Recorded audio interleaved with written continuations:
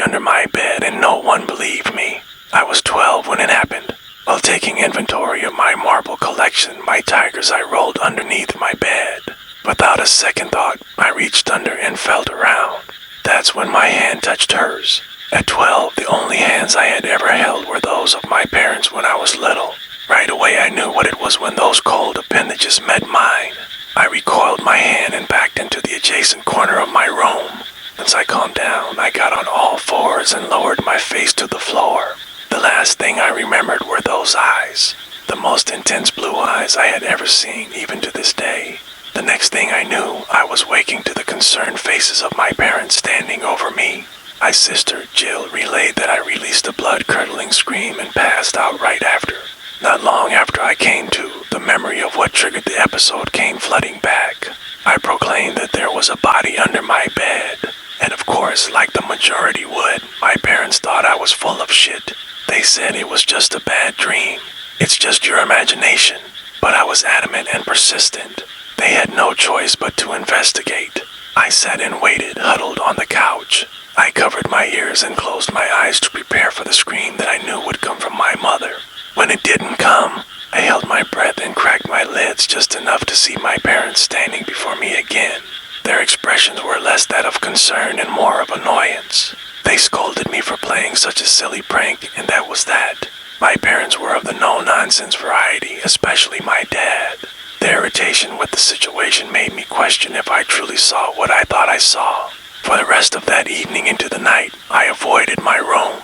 Once bedtime came, I wanted to protest, but the look my father gave me spoke louder than words. With shaky legs and shallow breaths, I stepped into my room. Everything looked normal, felt normal. It even smelled normal. Relief and a healthy dose of exhaustion from the day's events washed over me. I hurriedly changed into my PJs and got snuggled into bed. Sleep came to me easier than expected, however, it was not a restful sleep. The nightmares kept me tossing and turning all night. Those damn blue eyes were on the face of everyone I saw. I ran slow-motion dream style through crowds of people grabbing and pulling at my limbs and clothing. They seemed to be pleading with me for something. I jolted awake, unsure of what time it could have been. The sun hadn't risen yet, so I knew it was still early. I felt a sense of unease in the atmosphere. I knew I had to eventually look again. Better sooner rather than later, I thought. I opened the drawer on my bedside table and felt around until the familiar shape of my flashlight grazed my fingertips. I gave it a good smack with my palm before turning it on, giving myself a mental pep talk in which I concluded that none of this was real. I crawled off my bed and onto the floor. I didn't scream this time, or pass out. I just stared in shock and utter disbelief. There she was, the same blue-eyed woman that was the cause of my insomnia that night, and for many more nights to come. Her body was bloodied and contorted in such a gruesome way, but it was the look of fear and helplessness in her expression that truly bonded me to my spot. Part of me expected this apparition to rapidly cover the short distance between us and consume me like in the scary movies I wasn't supposed to watch. But she didn't move, blink, or give any indication of life. My stupor finally wore off. I silently crawled back into my bed. I cried myself to sleep, asking the universe why me, and trying to understand how I was going to fix this. Later that morning I awoke, crusty-eyed and groggy from the crying and lack of sleep. Upon entering the kitchen, I greeted my family and my mother replied with her back to me as she's still cooking breakfast. It wasn't until my father loudly inquired about what the hell happened to my face that I became the focus of attention. My mother made comments about my crusty, puffy eyelids while Jill lovingly compared my appearance to that of fecal matter, which earned a very stern glance from our father. Without thought, I explained that it was the woman under my bed. Before I could go into further detail, my father briskly cut me off. My father was a harsh man who didn't like to be challenged. Once he had closed the case, there were no appeals. He told me some choice words and made it clear that this nonsense prank I was pulling was to end, and end immediately. I don't believe any other words were spoken that morning in our entire household. Everyone just quietly played their roles and went about our days. While I knew better than to utter another word on the subject in the presence of my father, school was a different matter. Joey, my best friend and confidant, believed me with without hesitation, and the brainstorming session was on. "She's gotta be like some sort of ghost," Joey said while rubbing his non-existent beard. I had known Joey since kinder, and even at the ripe age of 5, he was a supernatural enthusiast. "But I could feel her hand," I replied. He proceeded to explain how not all apparitions are some haunting, ghostly mist. I still didn't understand, but I was willing to accept any explanation more substantial than hallucinations. We, mostly Joey, concluded that she was a lost soul who was stuck on this plane. Why she chose me to appear to, we didn't know. My biggest issues at the time revolved around Pokemon trading cards and video games. I wasn't equipped to help navigate a ghost towards the light, or whatever it was she needed help with. That would not only require mustering the strength to look again, but also finding some kind of way to communicate with her. Should I call a priest or get a Ouija board? Would my parents even allow that? All those thoughts, questions, and more continued to rattle through my brain for the rest of the day. Upon arriving home from school, the silence of our empty house was deafening. I was usually the first one home, as both my parents worked until the evening, and my sister had cheerleader practice. My usual after-school routine consisted of having a snack while watching TV for about 30 minutes, then straight to homework. It, as well as my daily chores, were expected to be done by the time my parents arrived home. And believe me, Dad was gonna check. But today, I was on a mission. I would have plenty of time for those later. I walked into my room and stood by my bed with all the confidence I could find. I had to figure out what the ghost wanted. I had to help her. Counting down from 10, I dropped to the ground and peered under my bed. In an instant, all the bravado I had moments before was gone. My ghost was still there in the same contorted position with the same look of shock and sadness. But her skin had started to dull and turn this sickly gray color. In some places it had begun to sag and droop, giving the impression that it was going to literally fall off the bone. But it was taut and stretched in others, more specifically on her face, which gave her a gaunt skeletal appearance. I didn't know much about death at that age, but I had found enough dead animals in the woods to know that this was a look of decay. It wasn't much longer after this realization that its sickly sweet smell hit my nostrils. I dashed to the bathroom, barely clearing the toilet before my lunch re-emerged. By the time my sister got home, I had managed to clean up any remnants of my little episode. But that was about all I had accomplished. She immediately questioned me as to why none of my chores were done. "You know Dad is going to lose his shit," she said. I knew she was right, but I couldn't even go into my room without gagging. It's like the sight of that decaying specter unlocked the smell, and now it was permeating every inch of my room. For explaining how the situation had worsened, I could see the annoyance all over Jill's face. With an exasperated but gentle tone, she said she was going to prove to me once and for all that this was all in my head. She stood and made a beeline for the closed door. I sprinted in front of her and barricaded the door with my arms spread wide. I begged her to leave it shut. The door was barely keeping the stench at bay. I didn't understand how she couldn't smell it, as the odor was still slowly seeping through the small gap at the bottom. My sister hesitated, and at that moment I could see her irritation turn to concern. Without another word, she walked away. My parents arrived together sometime after 6. We technically didn't have a family car, so my dad would use his work truck to drop off and pick my mom up on his way to and fro. Occasionally, he had far-off jobs, and Mom would catch rides home from a coworker. Those work trips were a blessing to the rest of us, as it meant we would have a few days without tension and chaos. My dad had only been through the door about 30 seconds before his eyes locked onto mine.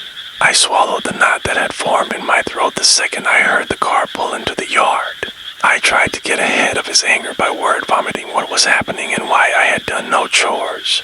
I told him about the decaying skin, the horrendous smell, and those ocean blue eyes. In one swift motion, my father grabbed my arm and dragged me to my bedroom door. His mutterings weren't completely audible, but I was able to make out the phrases. "Waste of my time, an idiotic youngin." These were probably in his top 5 sayings of his lifetime. With a ferocity that we were unfortunate to see on more than one occasion, he swung my door open, nearly ripping it from the hinges. With one hand still gripping my arm, he used the other to lift my bed, frame and all, against the wall. My dad was a naturally large and strong man. Lifting my bed one hand it was easy on a good day, but when he was in a rage, the man probably could move a house. Amidst the violent disarray of my crying and gagging and my father's yelling, I could still see her through my tear-filled eyes, still lying there in her death pose. How could he not see her, smell her? My father pulled me close to his face. He growled through clenched teeth, "If you keep pulling these fucking pranks, there will be a body under this bed and it will be yours." The house was quiet the rest of the evening, like it always was after one of my father's extreme outbursts. No one spoke a word, for today is the first time he broke a television set. My father wasn't exactly what you would call a loving paternal figure. We never had that traditional all-American father-son relationship. From an early age, he had accepted that I didn't possess that same innate aggression as him, and declared me a lost cause. Though the smell radiating from under my bed was insufferable, I knew better than anyone just how deep my father's rage could go. The thought of that was a whole lot scarier than that of the dead ghost girl under my bed. I got little to no sleep that night. I spent the first couple of hours or so gagging and fighting back the urge to expel what little food I had in my stomach. Once I had acclimated to the putrid smell, it was the quiet sobbing that kept me from sleep. I would cry and cry until I eventually fell asleep, only to be plagued by nightmares of the face that lay below me. I would wake, soaked in sweat and tears, only to start the whole process over. Fortunately, this was my new normal, tossing, turning, gagging, and crying all night, followed by complete exhaustion the next day. The lack of sleep was obvious to my family, but no one dared approach the subject, fearing my father's rage. I would occasionally check in on the state of my corpse separation bunkmate. She continued to disgustingly wither away right before my eyes. I remember thinking I would start to resemble a corpse myself at this rate, and though the sight was gruesome, I had the thought that maybe she would completely decay and dissolve into nothingness. During this time, my nightmares became more vivid. I would see her running in the woods, not jogging, but running in fear. It was like some kind of horror movie. I could feel her fear as she frantically dodged limbs and other forest debris. She would glance back at whoever or whatever she was running from. The look of pure desperation she displayed haunts me more than anything else. The only time I had seen real fear like that before was on TV or in the eyes of my family. When my father had one of his more extreme outbursts, it was the fear of knowing something bad was going to happen, and that there was absolutely nothing in this world you could do to stop it. As the nights progressed, so did the dreams. Eventually, her pursuer caught up to her. I will spare you the details of her demise, though it came in the form of a sickening, twisted nightmare. Something told me those scenes were too graphic to not be real, and this woman chose to appear to me. She chose to show me these events. But why? What can I do? I started checking the local news websites to see if anyone who looked like her was missing or murdered, but I found nothing. I had started to think that this predicament would end with me withering and perishing away right along with her. Every day I could see the worry in my mother's eyes, but one sharp glance from my father was enough to make the hardest of men shiver. My mother was a small, meek woman who did what her husband told her, at least to his face. Many nights I was supposed to be deprived of dinner, but she would always manage to sneak me a plate in the wee hours of the morning. She saved me many times in more ways than one. For what felt like years, it all ended on one bright, sunny day. I hadn't checked on my specter in a while. By this point, she wasn't much more than a skeleton. The only thing that seemed to resist death's grip was her face. The blue of those eyes never faded. I prepared myself to see that familiar gaze once again, only to find myself looking at a water bottle, a pair of socks, and a baseball mitt. She was gone. I felt a bit of relief, but I felt sadness more than anything. I knew what I had been seeing and experiencing was real. Though I had no proof in those moments, I knew she was real, and I knew what she went through was real. And I heard for her. No human should go through the atrocities this woman suffered. My family was never religious, but in that moment I prayed that she was at peace. As the day progressed, the immense sadness I felt upon discovering that my specter's departure began to fade. It was replaced with what I can only describe as deep anxiety. I didn't understand why I felt anxious and on edge, especially since it seemed that my ordeal was over. However, shortly after the lunch period, my life rather, took a turn I never expected. My principal, Mr. Cash, came to from my classroom with no disclaimer as to what prompted the trip to his office. I wasn't an angel by any means, but I had managed to never land myself in that hot seat. Not even once. During the deafeningly quiet 2-minute walk, I tried to recall anything I could have done to get myself in trouble. It wasn't until he opened the door and I saw the worried face of my sister that I knew the trouble didn't lie with me. Our principal, who was normally a cheerful man, wore an expression that told me no good news was to come from there on out. He informed us that there had been an incident and our aunt was on her way to pick us up. Jill instantly began to weep. I didn't grasp what was happening. Why weren't our parents coming to get us? Were they hurt? Was Mom hurt? Did my dad hurt her? Mr. Cash stood up and began to walk towards his office door. He paused beside me momentarily and placed his hand on my shoulder. Without another word, he left us to wait. In between my sister's low sobs, I could hear my heart pounding. The thumping seemed to grow louder as each agonizing second ticked on. It then transitioned to a ringing in my ears. As the ringing was about to reach a fever pitch, the door swung open, revealing my aunt. My aunt wouldn't tell us much. She confirmed that, while our parents weren't hurt, there was an incident and my mother, my sister, and I would be staying with her for a bit. This statement unleashed a whole new round of questioning. Despite our persistence, our aunt made it clear that my mother had all the answers. Upon arriving at our aunt's house, we found our mother sitting blank-faced and stoic on the couch. You could tell from the puffiness and redness of her eyes that she had been weeping. She immediately outstretched her arms and we melted into them. I still didn't know what terrible thing had happened, but I knew I was happy to be in my mother's arms. After our meaningful embrace, my sister and I each took a seat on either side of our mother as she firmly grasped our hands. She solemnly looked from me to my sister before she began. Your father did a very, very bad thing and he won't be coming home anytime soon, if ever, she said as her voice began to crack. She proceeded to reveal to us that our father had murdered a woman a state over, while he was on one of his supposed work trips. Mother didn't go into much detail to try to spare us some trauma, to prevent us from stumbling upon the gruesome facts of it all. We weren't allowed to watch cable or access the internet. We were told we would be taking the rest of the week off of school, maybe longer. This would normally be a 12-year-old's dream, but this felt more like a hellscape. That night, after everyone else had made peace with the Sandman, I crept into the living room and tuned into the local news station. It wasn't long before I saw her. Plastered on the screen, dressed in her jet black cap and gown, was my ghost girl, Anna Elizabeth Collins. She was 19, not much older than my sister.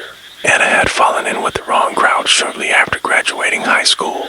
She often caught rides with strangers as a means of getting around. Her body had been found by some hikers out in the woods. Our father and his work truck fit the description of the man seen giving her a ride. Police followed him for weeks, waiting for him to slip up. They retrieved DNA from a cigarette he had tossed on the ground. It was a match not just for Anna, but for 2 other unsolved missing persons cases. As I stared into those baby blues, I felt tranquility I had never felt before. Though Anna had suffered greatly at the hands of my father, I somehow knew she was at rest now. I turned off the TV and lay on the couch until I drifted off to sleep. That night there was no gagging, tossing and turning, or nightmares. That night I dreamt I was standing in the middle of my room.